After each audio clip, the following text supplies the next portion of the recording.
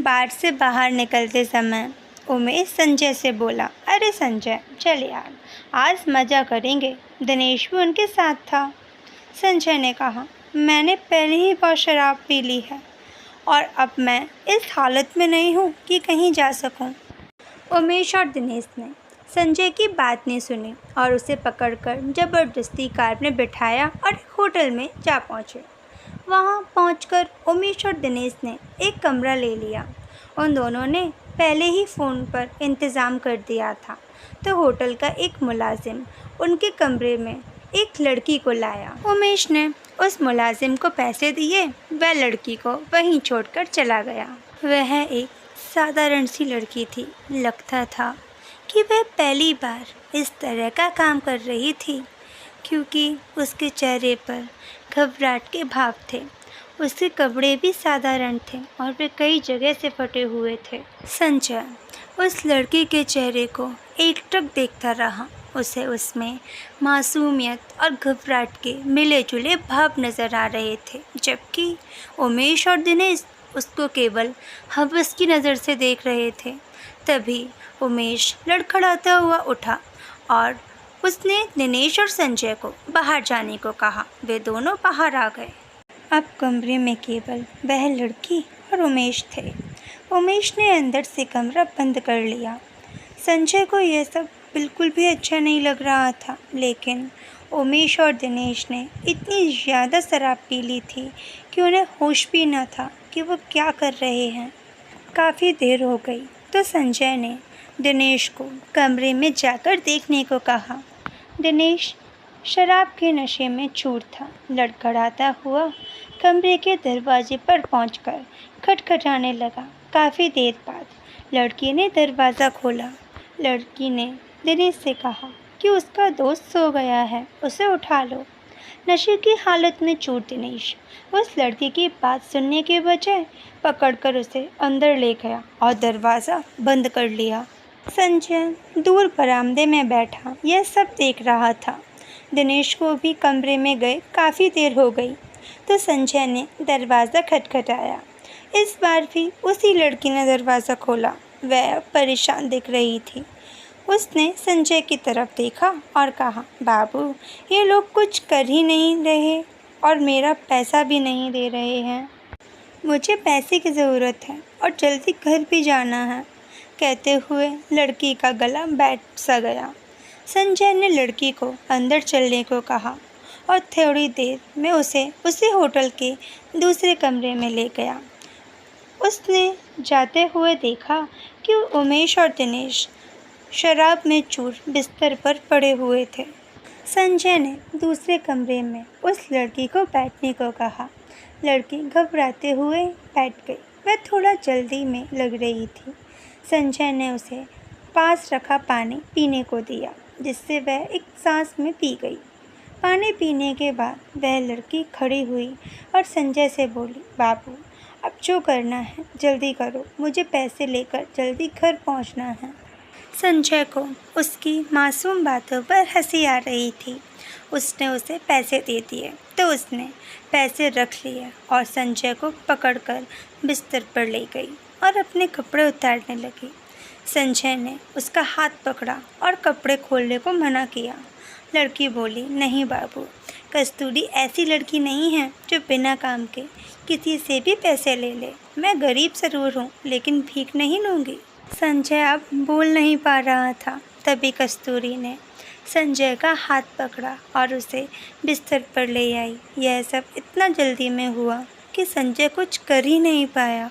कस्तूरी ने जल्दी से अपने कपड़े उतारे और संजय के भी कपड़े उतारने लगी। अब कस्तूरी संजय के इतने नज़दीक थी कि उसके मासूम चेहरे को वह बड़े प्यार से देख रहा था। वह कस्तूरी की किसी बात का विरोध नहीं कर पा रहा था। उसके मासूम हाव भाव व चेहरे से संजय की नज़र हटती। तब तक कस्तूरी वह सब कर चुकी थी जो एक पति पत्नी करते हैं। कस्तूरी ने जल्दी से कपड़े पहने और होटल के कमरे से बाहर निकल गई। संजय अभी भी कस्तूरी के ख्यालों में खोया हुआ था। समय बीतता गया लेकिन संजय के दिमाग से कस्तूरी निकल नहीं पा रही थी। एक दिन संजय बाजार में सामान खरीद रहा था। उसने देखा कि कस्तूरी भी उसके पास ही की दुकान में सामान खरीद रही थी। संजय उसको देखकर खुश हुआ। उसने कस्तूरी को आवाज़ दी तो कस्तूरी ने मुड़कर देखा और फिर दुकान से सामान लेने में जुट गई। संजय उसके पास पहुंचा। कस्तूरी ने संजय की तरफ कोई ध्यान ही नहीं दिया। कस्तूरी ने सामान खरीदा और दुकान से बाहर निकल गई। संजय उसे पीछे से आवाज़ देता रहा लेकिन उसने अनसुना कर दिया।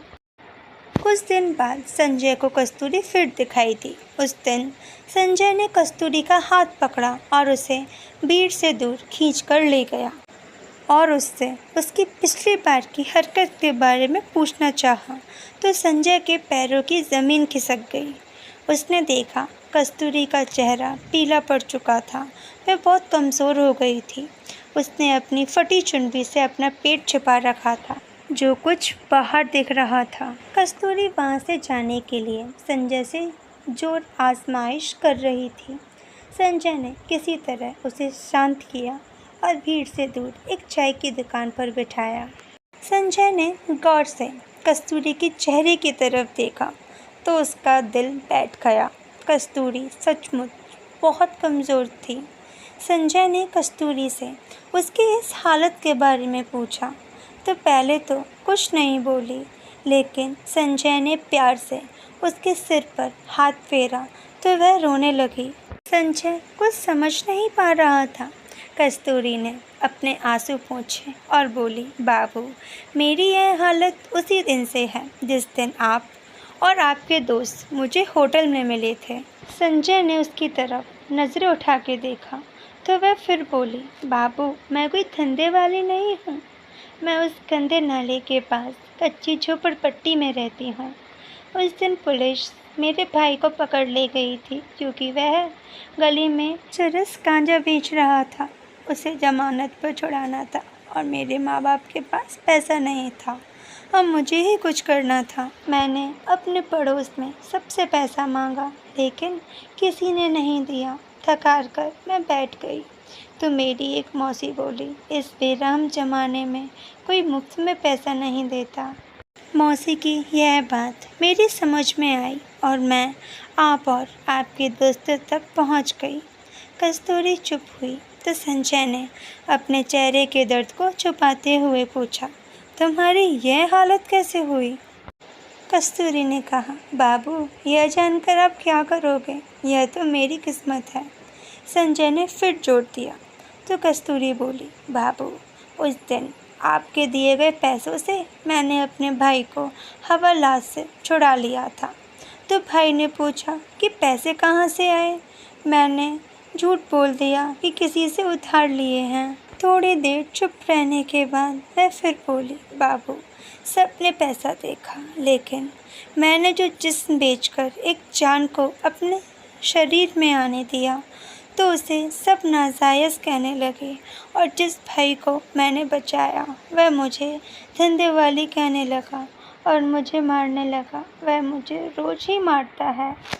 यह सुनकर संजय के कलेजे का खून सूख गया। इस सब के लिए वह खुद को ही कसूरवार मानने लगा। उसकी आंखों में आंसू झलक आए थे। कस्तूरी ने संजय के आंखों में आंसू देखे तो वह बोली, बाबू, इसमें आपका कोई कसूर नहीं है। अगर मैं उस रात आपको जिस्म न बेचती तो किसी और को बेचती, लेकिन बाबू, उस दिन के बाद से मैंने अपना जिस्म किसी को नहीं बेचा।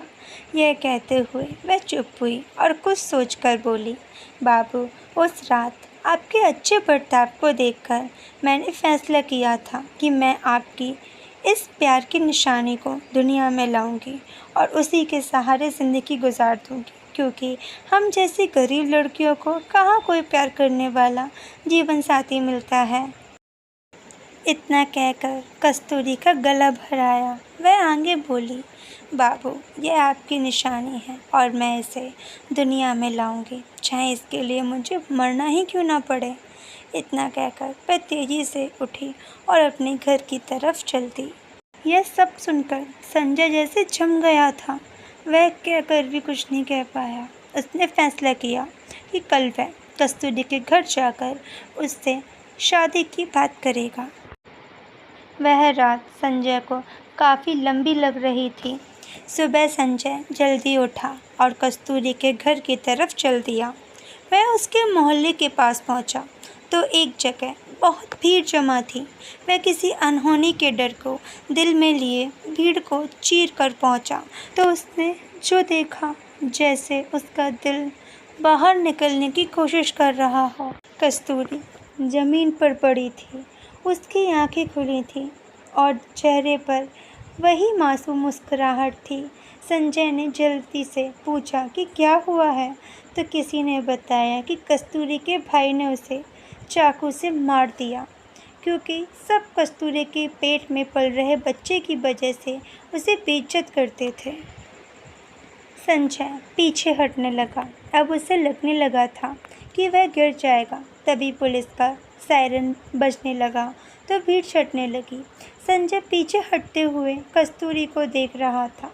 उसका एक हाथ अपने पेट पर था और शायद वह अपने प्यार को मरते हुए भी बचाना चाहती थी। उसके चेहरे पर मुस्कुराहट ऐसी थी जैसे उन खुली आंखों से संजय को कहना चाहती हो, बाबू, यह तुम्हारे प्यार की निशानी है, पर इसमें तुम्हारा कोई कसूर नहीं है।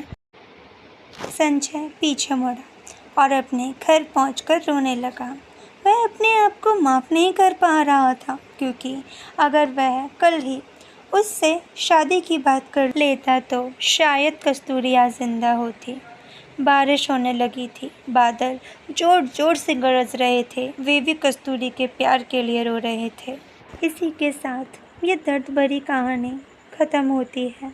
अगर आपको हमारी कहानी अच्छी लगी हो तो प्लीज़ हमारे चैनल को सब्सक्राइब करें।